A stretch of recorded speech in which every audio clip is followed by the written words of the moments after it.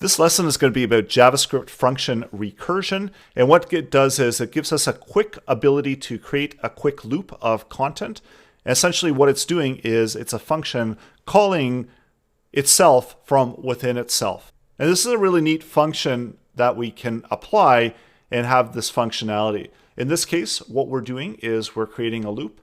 So we've got a function, we're passing in an argument. So the value of this parameter is x, and we're checking to see if x is greater than or equal to 10.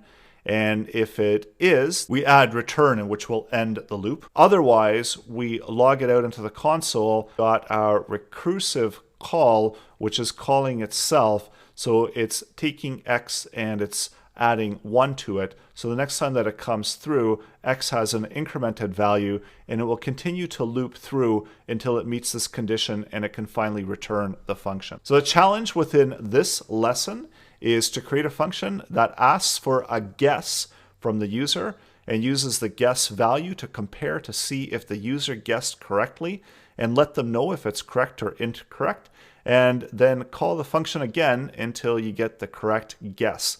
So I know this is probably a little bit annoying of a function, but it shows the usefulness of creating recursion.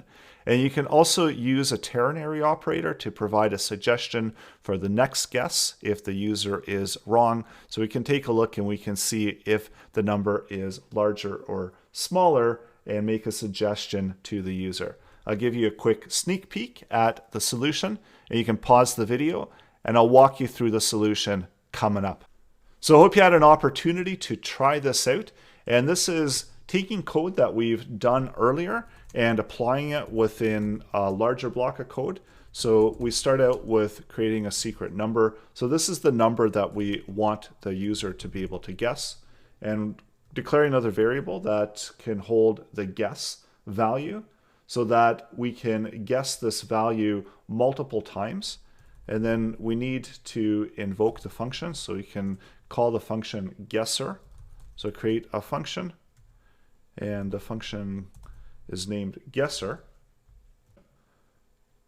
So we're going to start out with a prompt of a guess for the function. So we can set guess to be equal to whatever the value of prompt is.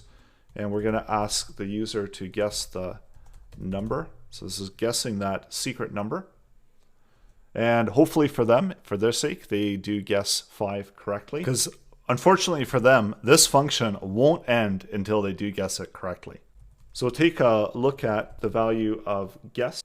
And we're also going to turn that, make sure that it is a number that they are guessing. So guess number. So we make sure that it is a number by using the data type conversion. So converting it into a guess. And then we can check to see if the value of number is equal to the secret number. And if it is, then we can output a message that they guessed correctly. So in the console, we'll output a message. You got it. And then to break out of our recursion, we're going to do a return. And if they didn't guess correctly, then we're just launching guesser. So this is a function guesser. And what this is going to do is this is going to create a prompt. The prompt is going to ask our user to guess a number. We're going to take that response value, turn it into a number, and then check to see if guess number is equal to the secret number.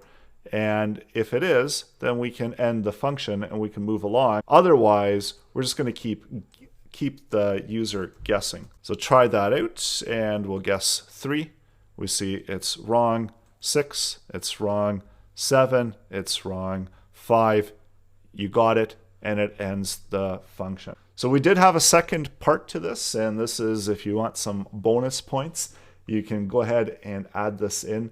So this is taking some conditions and giving a hint to the user for the user. So we know that they've got it wrong here, and we can console log out, taking a look at the condition to see if guess number is less than the secret number.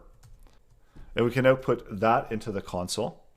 So if we get the wrong number, we get true, or we get false. We get a Boolean value from this statement. And we can apply this into a condition, ternary condition, where we can check to see, so creating a message, we can check to see if the guess number is less than the secret number. Otherwise, we're going to tell them to go lower. Wrong. And then let's add the message. So this will give us a hint as to which direction the guess needs to be. So a guess 2, go higher. Guess 8, go lower. 6, go lower. 4, go higher. And then 5, we got it right.